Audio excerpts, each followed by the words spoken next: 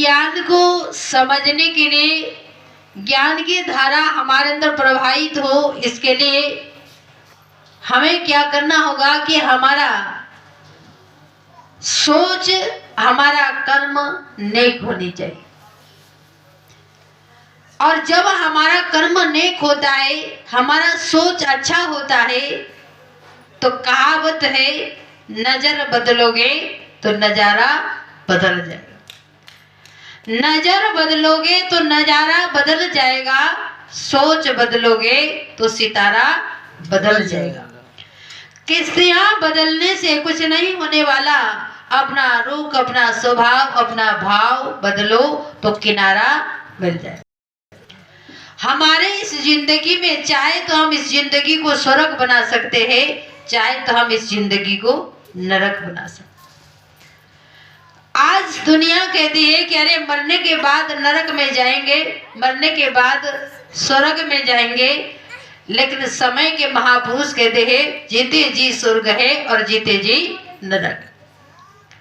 अब हमारे जीवन को क्या बनाना है, ये हमें अपने पर डिपेंड करता है। इसलिए सत्संग हमारे जीवन में आवश्यकता क्यों है? कहते बिना सत्संग विवेक न होए, हरि कृपा के बिना कोई काम सुलभ नहीं होता। भगवान की मर्जी के बिना कोई काम हमारे आपके सुलभ नहीं होता। जैसे एक उदाहरण के तौर पर, आज आप यहाँ इस पंडाल के नीचे बैठे हैं, इतने भारी सर्दी के अंदर भी आपने प्रेम भगवान से किया, आपने प्रेम सत्संग से किया और आप यहाँ बैठे हो। और सत्संग से प्रेम करना ही नहीं, कहीं ना कहीं हम सब के ऊपर भगवान की कृपा है। एक दुनिया के अंदर एक जनता जब अपने नेता को चुनते हैं और नेता बन जाते हैं, और वही नेता विधानसभा में जाके बैठता। जनता ने चुना और नेता विधानसभा में बैठे हैं, और हमारे संत समझाते हैं भगवान ने आपको और हमको चुना और हम उनके शरणागत में बैठ करके सत्संग सुन रहे। उनने, भगवान ने हमें चुना नहीं होता। कहते लाख इरादे करते हैं मगर टूट जाते हैं। गुरु के चरण में वही लोग आते हैं जिनको भगवान बुला। भगवान के बुलावा के बिना, भगवान की मर्जी के बिना हम यहाँ नहीं आ सकते। तो भगवान हमारे आपके लिए एक संकेत देते हैं, भगवान हमारे आपके लिए एक इशारा देते हैं और जागने का ज्ञान देते हैं। जागते रहना नगर में चोर आते हैं, जागते रहना नगर में चोर आते।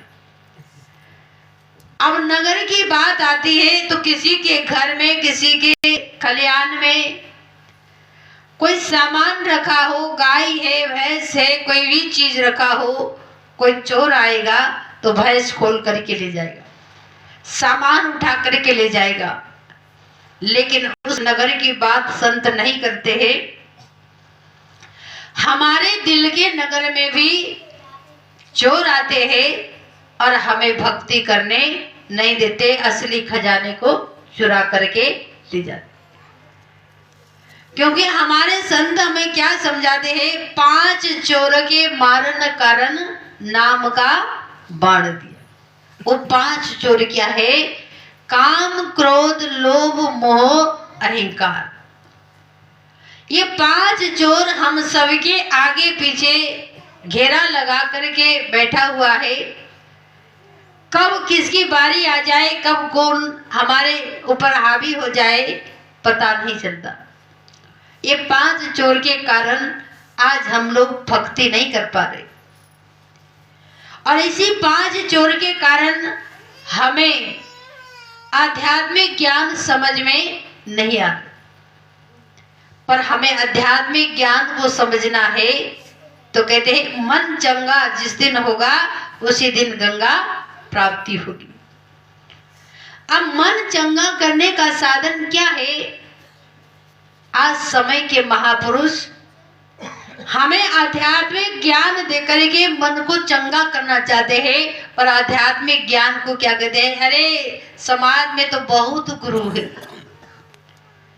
अरे किस किस को माने, किस किस को क्या करे, अरे हमें पूजा पाठ में ही हमें सब कुछ प्राप्त हो जाए।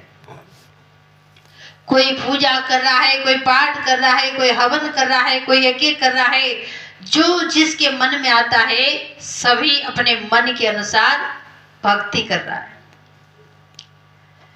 कोई गंगा में जाते हैं, कोई 4 धाम फिर के आते हैं, कोई हरिद्वार जाते हैं, कोई मथुरा जाते हैं, कोई काशी जाते हैं, और जहां भी जाकर के आया पर मन का सुधार हो नहीं पाया। जब तक मन का सुधार नहीं होगा तब तक हमें आत्मा की संतुष्टि और शांति नहीं मिल सकती। तो मन का सुधार के लिए हमें क्या करना है? मन का ही ज्ञान को प्राप्ति करना। और इस मन के ज्ञान को प्राप्ति करने के लिए कहते हैं सुमिरन सुरत लगाई के, मुंह से कछु ना बोल, और बाहर के पट बंद कर दे, अंदर का पट खोलने आए थे, अंदर का पट और खुला हुआ है बाहर का पट। आपने मंदिर में सभी लोग जाते हैं, मंदिर में जाते समय हमारे शरीर के एक एक अंग इशारा करता है। हमारे शरीर के एक एक अंग इशारा करता है कि हे मानव, जिस भगवान को ढूंढने के लिए, जिस भगवान को प्राप्ति करने के लिए आज चल करके तो इस दर पर आया है, वो भगवान तुम्हारे अंदर है, पर वो मानव समझ नहीं पाता। पर संत हमें समझाना चाहते हैं, भगवान को देखने के लिए मंदिर में गए थे, जब भगवान से कुछ मांगना होता है, स्तुति करना होता है, आपकी आंखें बंद हो जाती है, सबकी आंखें बंद होती है। मंदिर में जाने के बाद भगवान से जब हम प्रार्थना करते हैं तो आपकी आंखें बंद हो जाती है और मन ही मन स्तुति करते हैं, भगवान मेरी ये इच्छाएं हैं, मेरी ये पुकार है, आप सुन लो। क्या भगवान सुन रहे, नहीं सुन रहे, दे रहे, नहीं दे रहे? आपने आंख बंद कर लिया, आपको कैसे मालूम पड़ेगा?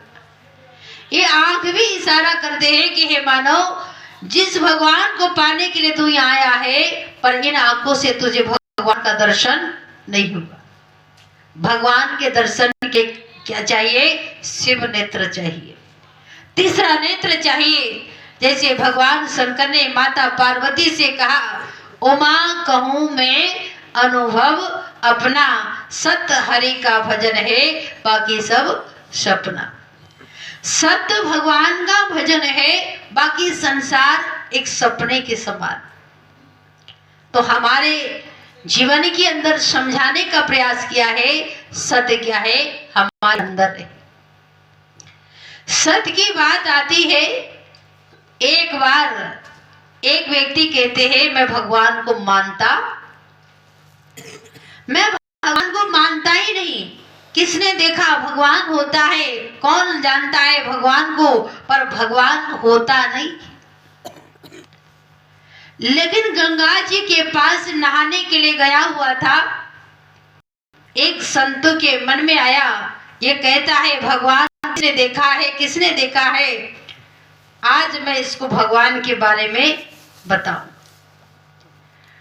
अब ये जैसे ही गंगा जी में डुबुलकी लगाया और संतों ने इसको पकड़ करके पानी के अंदर थोड़ी देर के लिए दबा दी, और जैसे ही दबा दिया वो कहता है जल्दी निकालो, जल्दी निकालो, मैं मर जाऊंगा, मर जाऊंगा, जल्दी निकालो। अरे हे भगवान मुझे बचा लो, बचा लो। तो संत कहते हैं भगवान होता ही नहीं तो तुझे बचाने कैसे आएगा भगवान? जब भगवान है ही नहीं, तू इस सर्वे सर्वा सभी कुछ तू करता है, तो भगवान की अब जरूरत कैसे पड़ गई? कहा वहां तो सांस लेना मुश्किल हो गया, सांस चल नहीं रही थी, और सांस के बिना जीवन अधूरा है। उस दिन उसको लगा कि वास्तव में हमारे शरीर को चलाने वाला भगवान है। तो जो भगवान हमारे अंदर बैठा है, पर उसको जानने के लिए ज्ञान की आवश्यकता है। हर जगह में मौजूद है, नजर आता नहीं, और योग साधन ज्ञान भजन के बिना कोई उसे पता नहीं। योग साधन भजन के बिना हम उस भगवान को प्राप्ति नहीं कर सकते हैं। और कहा भी है हर जगह में मौजूद है। क्यों कहा? इन आंखों से देख नहीं सकते, तो हमें देखना है तो योग साधन की आवश्यकता है। और वो योग साधन हमें बताने के लिए इस धरती पर महापुरुष आते हैं और आकर के हमें जगाना चाहते हैं। क्योंकि जागते रहोगे तो जीवन में कुछ पाओगे, और सो जाओगे तो खो जाओगे। हमें जागते रहना है और अपने जीवन को सफल बनाना है। एक छोटा सा आपके सामने एक भजन होगा, सब लोग साथ देंगे। बोले सद्गुरुदेव।